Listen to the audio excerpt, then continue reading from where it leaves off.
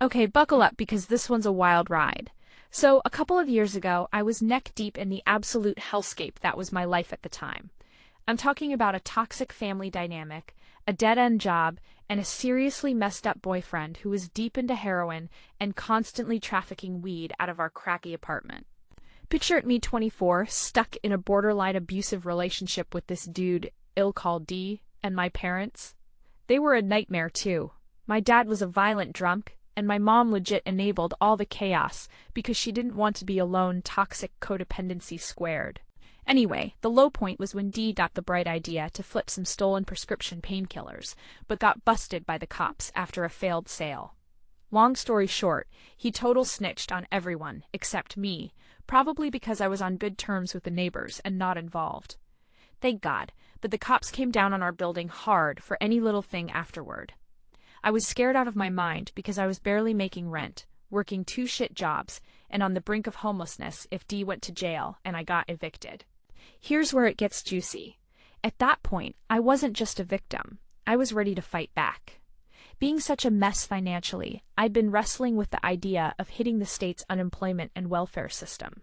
Not proud of it, but honestly, I needed a break. Dee, meanwhile, kept spinning this story about how the system was rigged and that anyone who tried to scam it was a scumbag.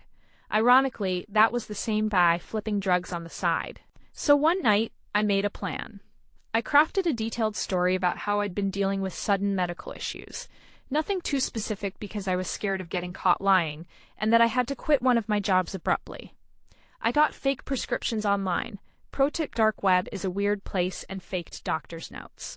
I even went so far as to get a buddy who's a good actor to text me as a case manager from a made-up social service agency to verify my condition if anyone called. I filed for unemployment and disability benefits, massive checks I wasn't entitled to. For 6 months, I skimmed just enough to pay rent and start saving, but here's the glorious part: I used that cash to move out. I found a tiny apartment on the other side of the city, got a legit job away from the drama, and started putting my life back together. But then came the cherry on top. I knew Dee's parole hearing was coming up, so I anonymously tipped off his parole officer about his relapse and ongoing shady dealings. It bet on the fence about doing it, but after he threw me under the bus to protect his ass in jail, I felt zero guilt. Word spread fast, and Dee's hearing was revoked. He got sent back to prison for drug possession and violating parole, which also meant he lost his access to the apartment he crashed in after he got out. The landlord, who was sick of his shit but had no leverage before, kicked him out the moment he got the nod from the parole office.